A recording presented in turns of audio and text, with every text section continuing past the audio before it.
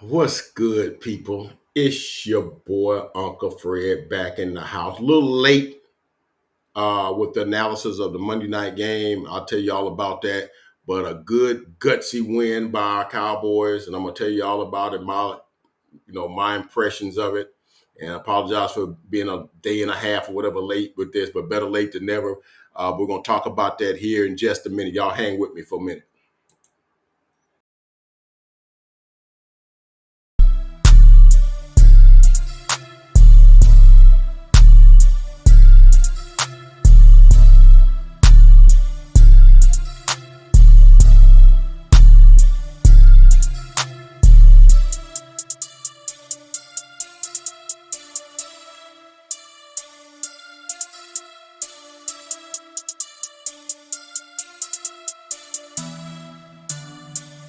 Two times on the What's good, people? It's your boy Uncle Fred back in the house, back in the saddle, one more again with content. Cowboys go into SoFi on Monday night and get a win. And I'm apologize because usually I kind of come at you guys a couple times leading up to the game, at least once going up leading up to the game and then right after the game. But on Monday nights, that's a little difficult because I actually work at night. So I'm watching the game at work, and I can't watch it with the same level of you know whatever that I will watch it. When I'm watching it at home, and I can go back and look at stuff, run stuff back, that kind of thing. So I'm actually watching it as a fan at work and kind of. And so when I get home, it's like midnight. I said, let me go back and look at the game, kind of see some things or whatever. And so by the time I got finished doing that, it's like 2 o'clock in the morning. I'm like, oh God, I can barely keep my eyes open. So I was like, all right, I come Tuesday, but I had an appointment Tuesday morning and I couldn't. And then, I just weren't able to do it and stuff. So I come today. I want to kind of get it in there before the game is too small in the rear view. As you drive away, things get smaller and smaller in the rear view. So I want to get it talked before it got too small in the rear view. So anyway, Cowboys get a gutsy win, kind of reminiscent of the game 2 years ago, about the same time in SoFi. Man, we got to get them guys in Dallas at some point, right? And it came down to a field goal. I think it was Greg the Leg Zerline that particular time. I think that was like game 2, if I'm not mistaken. We had just lost it to the Buccaneers, and then we went to SoFi, and everybody thought we had 0-2 written all over us, but nah, wasn't to be.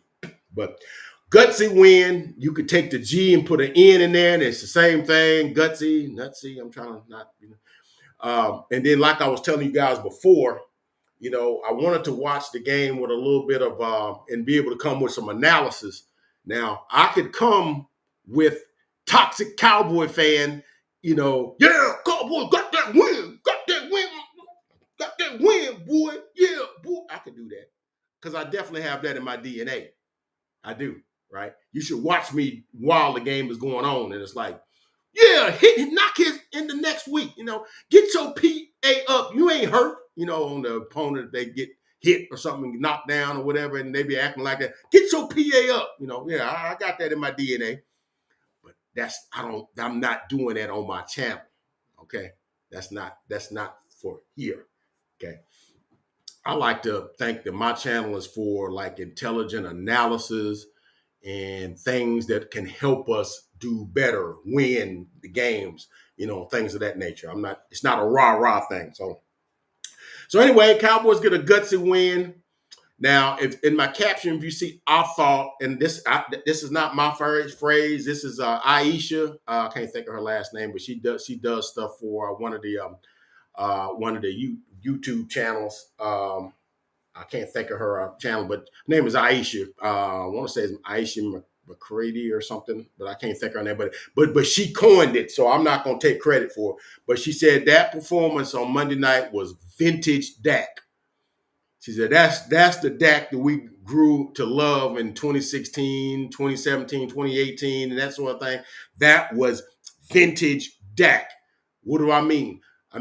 Dak was BBD. He was big bad Dak. I'm a big dude, and I'm gonna come in and we got a play run. If that play, I'm gonna make a play. And that's what he did. First drive, we do different things on different games. I know when we played the Giants, we let the defense get the ball first so we can set the tone. The drives went down, didn't get a touchdown, didn't get nothing, got the field goal block and whatever. The Jets, we got the ball first and let the offense set the tone, went 9 plays, 75 yards and touchdown. And then we did different things in different games. 49ers, we let the defense set the tone. We went right down, got a touchdown, 4 or 5 penalties. So this particular game, we got the ball first and Pollard up the middle for 1 yard, Pollard up the middle out of shotgun for 3 yards, 3rd and 6, and that gets promptly sacked. I don't know what the heck Tyron Smith was doing. Basically let Khalil Mack run right through him, even though you got 45 pounds on him, and just run through you to get to Dak. And I'm like, come on, dude, really? And then the Chargers go right down and go 5 plays, 42 yards. Keelan Allen for 15, then Palmer for like 28. They came back, and then they went 32, and then they went 28, then they went 28 right back to Austin Eckler gets it down to the 4, and then they went 2 plays with the 4, and then on the scoring play, Keenan Allen was in motion, and you had Jordan was flanking him on the opposite and kind of was like lollygagging. I'm like, you see him in motion because people run motion to kind of see if you're running man or zone, right? Because nobody goes with you. You know a zone. That way you run a certain route against zone. And if he's in man to man, which if he's running with you, that means certain routes you run against man to man. And Jordan Lewis was running right with him on the opposite side, going up and as he's going down. But then as he got towards the end, he kind of was just like lollygagging. And then when they snapped it,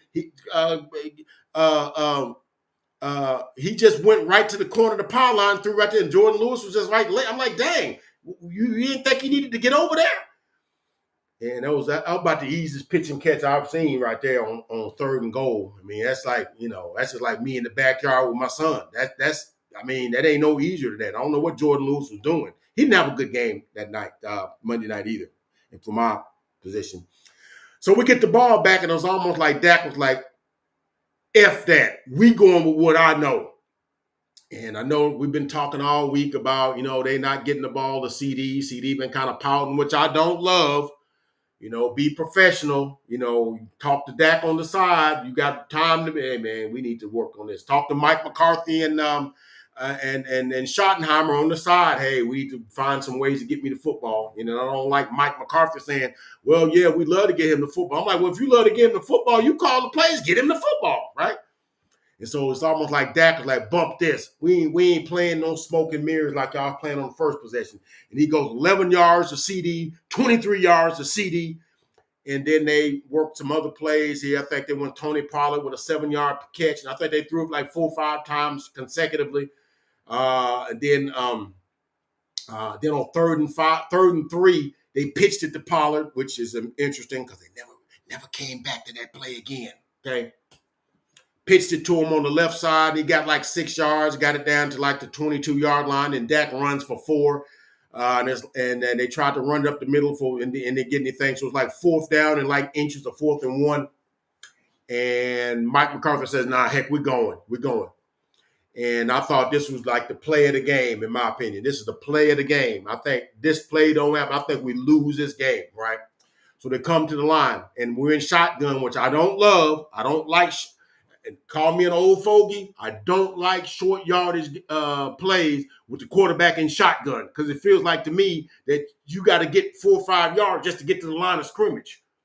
And that gives defense a time to get penetration. So I do not like short yardage plays out of shotgun, okay? I don't like, but it was a wonderful play design, okay? That gets the snap. Terrence Steele is in motion. Well, not in motion, but when they snap it, he pulls, okay? And that out of shotgun, Tony Pollard comes across and he puts the ball in Tony Pollard's belly with Terrence Steele cutting across preferably look like a trap block, And the defensive end, I can't think of what his name is. Was it Fox? Might have been Fox. Comes crashing in. Dak pulls that thing back, lets that dude go by, and just goes. And I think CeeDee Lamb was in motion too. So that took the safety out of the middle of the field. When Dak pulled that ball back and the defensive end had cleared, he took off and was nothing in front of him but green grass. And I'm like, get it, Dak. Touchdown. 18 yards, touchdown on the zone read. I've been calling for him to pull that. Man, go back and watch the film of that Arizona game when we was down in the red zone. We was like 1 for 5 in the red zone, right? There was a couple of them plays when he handed to Pollard. If he just pulled that, he walks into the end zone. Just like right there, right? So we get it at 7-7, and it's quarter like pretty much 7-7 all the way to halftime. We held the Giants. We held the Chargers to on downs. They had tried to get it on downs. Justin Herbert had a quarterback run and fake Jordan Lewis. It really was like 3rd and like 8 or something, 3rd and 9. And he took off running. I thought, they're going to get him. And Jordan Lewis got faked out. And I'm like, Jordan Lewis, you like 215 pounds, and Justin Herbert's like 240. How you let that dude juke you? I mean, come on, dude. And like I said, Jordan Lewis didn't have a good game to me. But his knee went down a yard in front of the first down marker. So I'm like, it's 4th and goal from like I want to say 15, 14, 12-yard line, somewhere in there. And of course, Brandon State is going for it because that's what he do, right? And so Justin Herbert goes in the end zone. I think he's going for Keenan Allen, and jumping in front of him is none only but then DeRon Bland jumps in front. That should have been a pick because he was right in front of that. Should have been a pick, but turned it over on downs. So we get the ball, we turn it over, and we drive down the field, and we get inside the 8-yard line.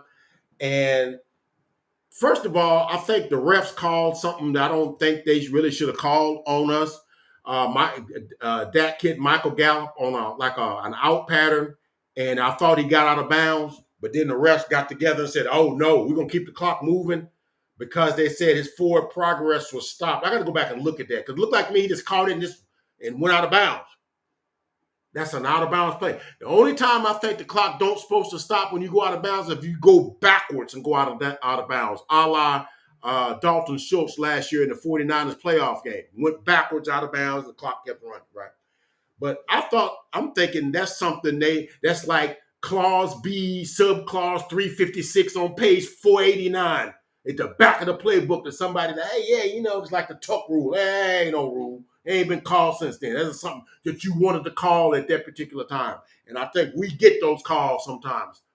I still remember that game, Green Bay against Green Bay in 2016 when they called Cedric Wilson for coming into the huddle or something, 12, whatever. And I ain't never seen that call made in 7 years since then. I think it's made up something and that killed our drive too. But anyway, so the clock was still moving. So we got the ball like to the 8-yard line with like 8, 9, 10 seconds left. And I said, okay, we got 2 timeouts. We're going to call timeout. We'll get 2 shots at the end zone.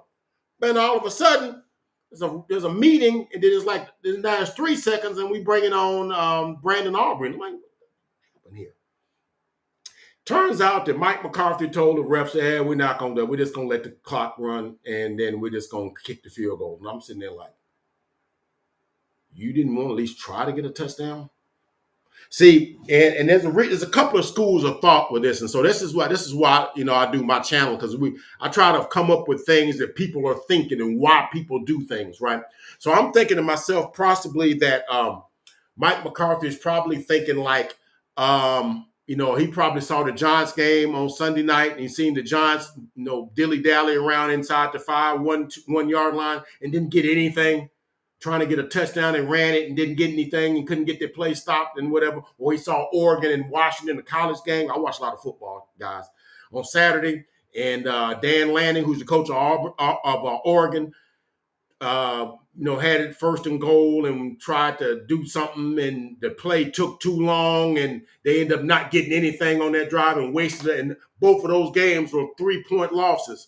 That could have factored in them winning the game. And I'm looking at Mike McCarthy. If you listen to all the rumors that's been out, he was coaching for his job maybe.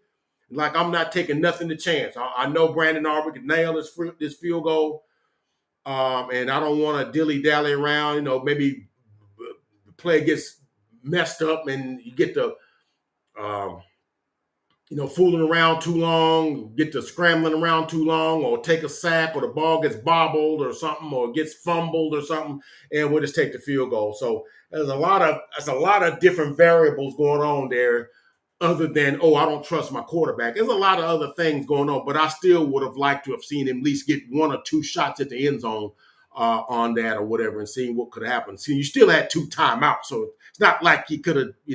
I don't like that. But we ended up with 10-7, and it was 10-7 and 10-10 in the third quarter. Then fourth quarter, Dak was Dak, and we drove down the field, and he made a Patrick Mahomes type play on third down, and I think it was 11. I think it was the first play of the fourth quarter. And let me tell you this. Just like my caption says, that was vintage Dak. We haven't seen that version of Dak in a long time. He was in the pocket. He was eluding tacklers and rushers, and he wasn't going. It was obvious from the onset he was not going to let us lose, if at all possible, right? So he got pressure, which he got pressured all night. Even with him eluding tackles, we got 5 sacks. We're going to talk about that in a minute too. But he eluded the tackle, ran off to the right. As he's approaching the line of scrimmage, he saw Tony Pollard kind of leaking towards the middle, dumped that thing off on Tony Pollard, and broke a tackle, and he was gone. That's what people in my work was like, because I was like, go Tony, go Tony. And it was all quiet, and everybody heard me. I got headphones on. And he got ran down from behind, and then we ran a couple of plays of CD. And then we got a touchdown once we got in the red zone, a touchdown on third down, second down and 8 or something like that. They ran like a little arrow route to Brandon Cooks, and Dak just feathered that thing over the left side of the end zone. I think earlier in that thing, I think we had tried to get one to Michael Gallup, who was not good tonight. We'll talk about that too, and he missed it. So we get on down there, and he feathered it over there to Brandon Cooks. Look, I'm gonna stop right here. I'm so happy for Brandon Cooks, because Brandon Cooks is a guy. Now, we're talking about CeeDee Lamb being, kind of diva-ish and wondering like, hey, man, I ain't getting the touches. Brandon Cooks has got 1,000 yards for every team he's played for, right? And he get to our team. He's been in 5 games. He got 9 catches for 73 yards. But you don't hear nothing from him. You know why? Because he's a professional, okay? And that's why everybody was happy for him, because he's been a professional. He don't hear nothing. Whatever the team need, he make the tough catches. Sometimes he throwing him the ball and he getting blasted, because he ain't but 5'9", 185 pounds. But he gets a touchdown that makes it 17 to 10. And then here's another thing that happens. Of course, now we stop them, and then they get the ball back and they punch to us.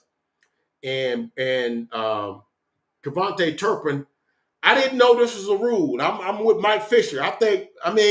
When is it okay for a gunner to come and throw a blocker into the return man, grabbing him by the face mask and pushing him into the return guy, and that's not nothing? There's something ought to be there. Oh no, it wasn't interference because he didn't touch him. His own blocker did. But you can't throw the blocker into the guy. That's not okay. But because I can't think of it. Jalen Tolbert touched the ball because he assumed that Turpin had muffed it, and it got recovered, and they went back and looked at it. Yeah, we're going to give them the ball. So they ended up getting a touchdown on that one. Want to say it was Palmer. Was it Josh Palmer that got that touchdown pass on fourth down or third down, fourth down. So that tied it up at 17. So we drive the ball, and we go down. And Jack did miss a throw to Pollard on the right side, and that could have been a touchdown that closed it out, but we ended up kicking a field goal, tied it up. To give us a 3-point lead. And then one thing I did like is that everybody was saying during the game, he said, "Now we ain't heard much from Micah Parsons this game," and so there was I want to say it was a false start, and it was like a second down and 15 or whatever, and of course it's 2 minutes to go in the game, and they're only down 3, so they could actually go for the win. And on the second play, here comes Micah. Bam! Beats a double team, comes in and slams Herbert down, and that's his only sack he's had. But he's been pressured all game, but we never was able to get to him. And that's probably the best time to have a sack. So Micah, I think he had like three pressures and 1 quarterback sack and a couple of tackles for losses, but really wasn't his best game, but he came through when he needed to. And didn't hear nothing from him all week, but you come to play and hit the guy at the time he needed to do it. So I like that. And then on the very next play, Stephon Gilmore had got a couple times. Keenan Allen is a route running savant, right? And he got him a couple times, but this time they had Quentin Johnson on him. And of course, what did Kellen Moore call? He called a comeback or a button route. And Stephon Gilmore read that thing, stepped right in front, picked off, boom, game over. Let's go home. All right, so we get a 20-17 win. And so it's an ugly, gut clinching win. I heard a lot of people complaining. Cowboy fans know they're something else. I mean, it's a blessing and a curse to be a Cowboy fan because you get all kinds of folks. You get folks that just, they say the craziest things. Like I heard somebody on We Them Boys, shouts out to We Them Boys group, which I'm a part of. Some girl said, get another quarterback in there. And I'm like, people all on us said, no, sometimes we be on Dak, but Dak in his bag tonight. What are you talking about? And I didn't say nothing to her, but sometimes we got clueless fans, and the biggest fan base in professional sports, you're going to have all kinds, right? So a lot of them were like, man, they thought to win that, man, we got lucky. No, ain't no such thing. We got to win. You much have and people get caught up in style points. What you wanted to be 31-7. Look, the Chargers were a top 5 offensive unit. We held them to really 10 points if you take away that special teams gaff that I think the refs blew. And they had 53 yards rushing, and we held them to 272 total yards. Okay.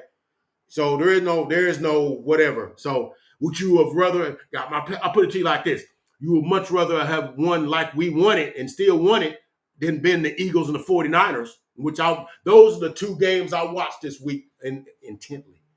Now, I was both happy and miffed about the 49ers game because it's like, I'm mad because I'm like, why couldn't we have done that to them? Why couldn't Dan Quinn have done what Jim Schwartz did, had his guys ready and tattooing them? Oh, well, Christian McCaffrey and Deebo Samuels, they missed them. Yeah, because they was getting hit, getting tattooed. We should have done all that. And they made Brock Purdy go like 10 for 27 for like 130 yards and an interception. It made him look, and we could have made him look the exact same way. But we was playing soft zone, but I'm not talking about that. And then, of course, when they lost, right, on a field goal, right? Purdy put him in position. I can't think what the kid's name is. First field goal missed all year, and he missed it. And then you could be the Eagles, and you lose a game to the Jets, who we beat, and your quarterback, Jalen Hurts, I just know Jalen Hurts didn't throw not 1, not 2, but 3 interceptions, and the last one almost a pick 6 that they nestled in at the 8-yard line. They got a touchdown off of. No, he didn't, and I'm sure they talked about it on all the 4-letter networks, right? No, right? Because he's not Dak, and it's not the Cowboys. We know, we understand. I'm not piling on Jalen Hurts. I like Jalen Hurts, but people was trying to give him way too much too early. The dude got 7 picks. Almost second in the lead in picks right now. But he's not going to get the same vitriol that Dak got. I guarantee you he won't, right? But he got 7 picks, okay? Richard, I'm talking to you, man. Yeah, he wanted to tell me he's elite. Yeah, elite with 7 picks. Okay. I'm still here, Richard. Okay. Richard, I can't think of his last name. He's got a sports channel. And we go back and forth because he be on the Cowboys and stuff like that. So game balls. I'm gonna go there and we're gonna close this video out. Game balls. We're gonna look at Dak Prescott. He was big bad Dak. We're gonna need that kind of Dak. Dak was running with the ball. He had a 10-yard run. He led us in rushing, which is not a good thing. He was 21 for 30, and all the people was like, he still could have been. Dude, he only missed 9 throws. It's 70% completion percentage. 272. A rushing touchdown and a passing touchdown. 7 rushes for 40 yards and a touchdown. He gets the game ball today. Of course, CeeDee Lamb gets the game ball because he was 7 for 115. He got all 7 targets. He caught all 7 targets that went his way. Didn't drop a single pass. 7 for 115. Brandon Cooks, even though he was only 4 catches for 36 yards and a touchdown, he had a nice 14-yard we call it jet sweep that he did to set up on our winning field goal drive, and then he had the touchdown on the drive before. And I'm so happy for Brandon Cooks. I love it when guys are professional, guys that are mentors, guys that go about their business and don't talk about it. They be about it, right? I love Brandon Cooks, man. And we're happy and we're lucky to have gotten him. On the defensive side, I'm going to go with Damone Clark. Damone Clark was everywhere, man. He was in there. He had 8 tackles, 7 solo tackles, 1 quarterback hit. I'm going to go with Marquise Bell. Marquise Bell should have had a sack, but a hands in the face by Sam Williams. Sam Williams, you got to play better, buddy. Negated his sack. But he had 7 tackles, 5 solo. I can't count how many times Austin Eckler was going to catch those sweeps or catch those screen passes, and here come Marquise Bell coming there blowing that thing up, man. So he gets a game ball. Deron Bland got a couple times, but he made a couple of stops in the end zone, knocked passes down, and made plays when need to play. Love Deron Bland, second-year player. Also Odigizua. I love the way Buck and Troy Aikman were calling it. They were putting extra emphasis on that W. Odigizua. Odigizua. He made 7 tackles, 5 solo tackles, 1 tackle for loss, 1 quarterback hit. Made several plays on the last couple of drives to keep the Chargers from converting. And he was all up in there and making plays and stopping the run. And Odigizua is becoming a star on our defensive line, man. That's that 3 tech. Right next to Jonathan Hankins, right? So he did that. So, and then we're also going to talk about our defensive unit as a whole, turning a top 5 unit, only allowing them 272 yards, including only 53 yards rushing, right? Here are my concerns. My concerns are Mike's offense is I mean, on the drive where Dak scored the touchdown, that was all Dak. Dak just like, look, man, guys is coming at me off the edge. I'm going to sling that guy off and ad-lib and find guys open. Them things ain't in the playbook. That's just Dak being Dak. Like I said, that was vintage Dak. But a lot of times, man, the offensive line was not, and there wasn't no motion in none of the plays. What motion does is that it gets the defensive guys out of position. And you can run. You can even run up the middle. Look at what Miami does with Mostert and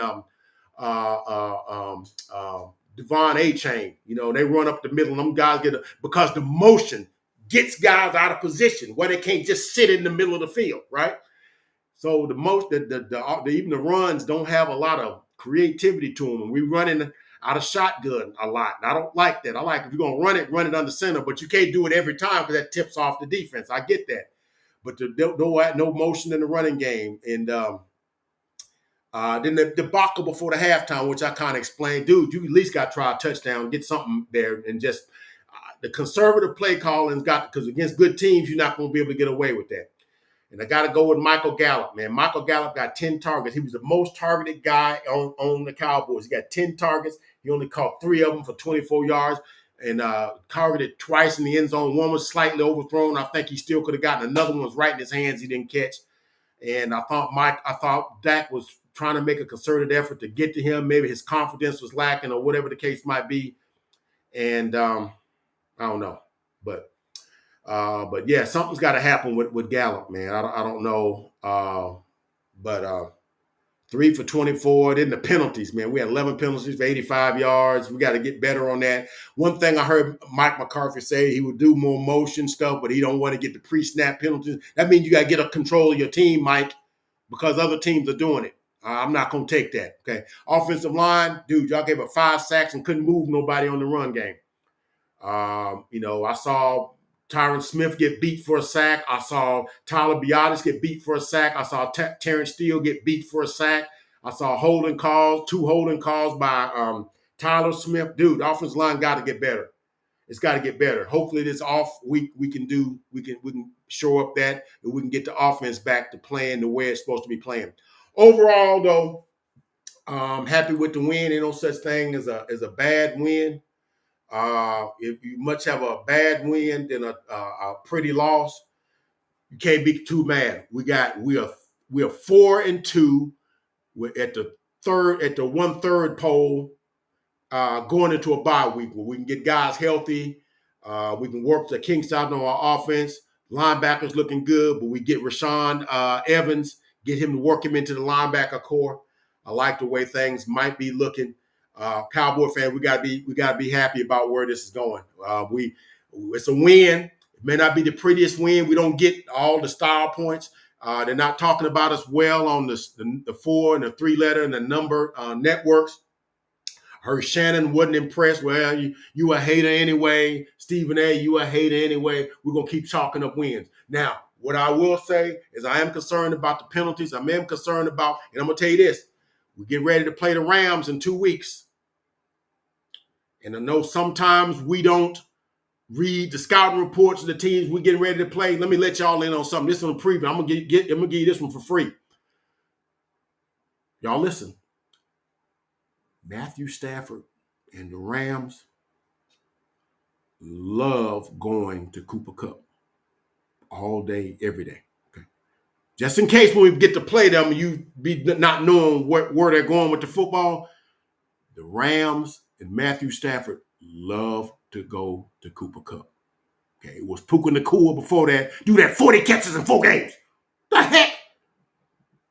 And then he only got 10 in the last 2, but that's still a lot. But Cooper Kupp's played 2 games, and he got like 18 catches. 18, 19 catches. They love going to Cooper Kupp. Okay. And I would suggest putting Stephon Gilmore on Cooper Kupp, a route-running savant against an experienced, savvy veteran corner, and put Puka Nacua and put that on Deron Bland, a rookie receiver and a second-year corner who's pretty good at what he does. And that's what I would do. That's just my game plan, Dan Quinn. That's just me from Uncle Fred. But that's all I got. Cowboys get the win. We're 4-2 going into the bye week. And I'll guarantee you we're not going to lose this week. But I will hip y'all. Me and TK will be doing our pick'em show, even though we don't have a dog in the fight this week. But we're going to sit back with our popcorn and watch everybody else battle. On 9 o'clock on Saturday morning, we'll do our pick'em show and look forward to doing that and pick the other teams' games for this week. But that being said, we thank y'all for watching the video. Please like, comment, and subscribe. Become a part of the Uncle Fred Sports Experience. Guarantee you will not be disappointed. That's all I got. God bless. Catch you guys on the next video.